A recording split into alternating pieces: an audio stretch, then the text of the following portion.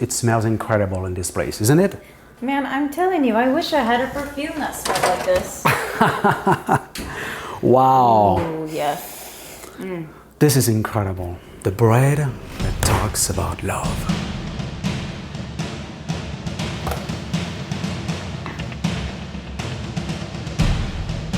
So, Shabbat Shalom.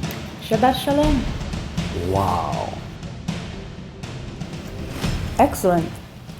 Hi there. I am so thrilled to have a guest with me today. Paige. She loves baking and she's gonna help me today to make a challah bread. So first, what I'm gonna do, I'm gonna mix the fresh yeast with some warm water, and then I'm gonna add a couple of tablespoons of flour. So it's like a starter, but not really. Now, Chef, I notice you're using fresh yeast. Could you also use dry instant?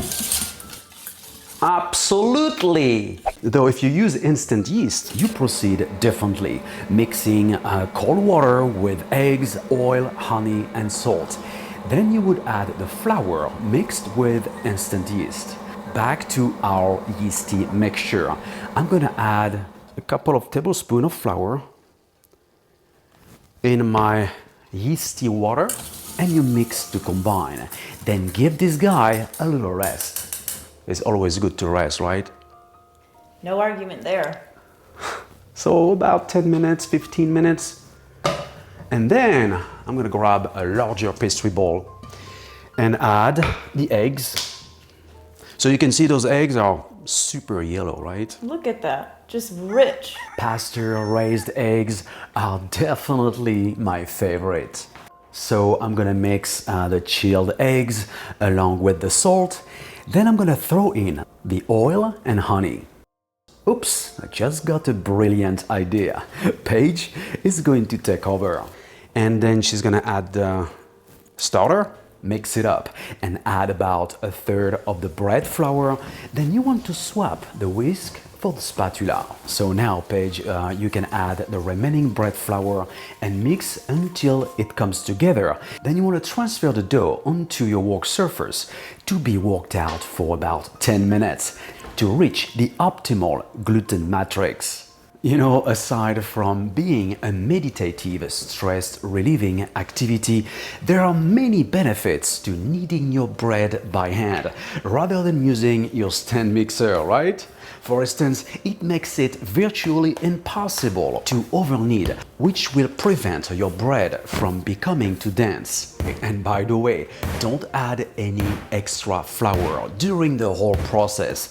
It will get firmer as you go. Gorgeous. Next step, fermentation. It should take about 2 hours.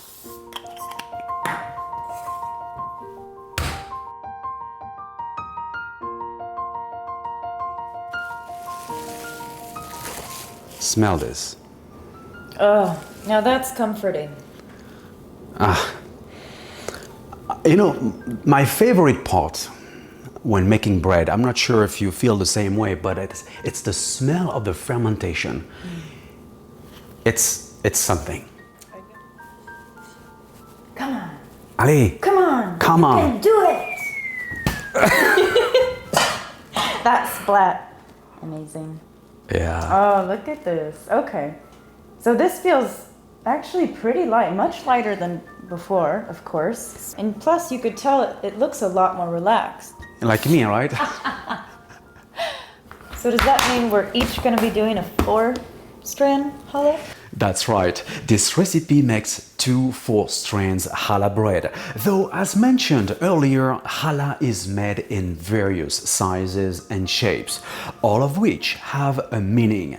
Yet, braided ones, which may have 3, 4, or 6 strands, are the most common. And because they look like arms intertwined, symbolize love. The 12-strand ones recall the miracle of the 12 loaves for the 12 tribes of Israel. Sweet challah with honey or raisins is usually baked during Rosh Hashanah, the Jewish New Year, to bring joy and happiness. So I'm gonna shape each portion into tight rounds. Now you want to let it rest for about 15 minutes, and it's gonna be much easier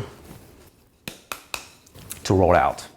Now I'm gonna need some flour though and roll out each round into square. Then arrange them in order and let them rest for about 5 minutes. Then take the first one and roll out again into a thin and large rectangle. At this juncture, flour is going to be your enemy. So make sure that before rolling it out into a super tight rope, brush out any excess flour and repeat until done.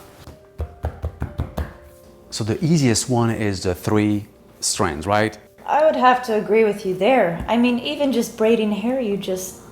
I don't do 1, that 2, 3. anymore. I wish. I would love to see you with some braids. Wow. Okay, I'm gonna have to wear a wig though. So yet, this recipe makes 2 4 or 2 3 strands challah for the 3 braid. Begin braiding in the center of the strands. Place the left strand over the center strand, then place the right strand over the center strand. Repeat this process until you reach the end of the dough. It's that simple. Now, let's take care of the 4 braid. Pinch the strands together at one end. Lay strand 3 to the far right and strand 1 over strand 4. Lay strand 3 over strand 1 and lay strand 4 to the far left over all the strands. Then lay strand 1 between strand 2 and 3. Then repeat until the loaf is complete. I know it can be intimidating, but in fact, it is not.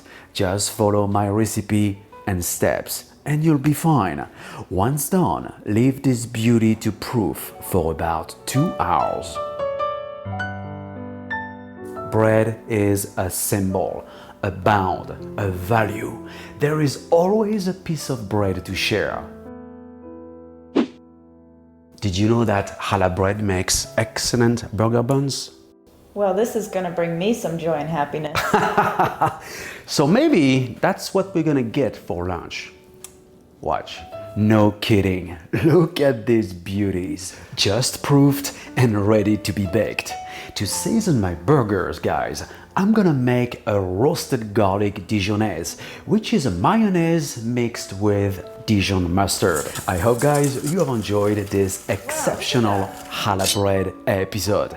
To get the full recipe and much more, go to brunoalbouze.com. Please subscribe to my website and cooking channel as well, like my page on Facebook and follow me on Instagram at Bruno Albouze. So thank you, by the way, Paige, for being my guest today. Really appreciate it. I hope you have learned some stuff and I learned also some good things from you.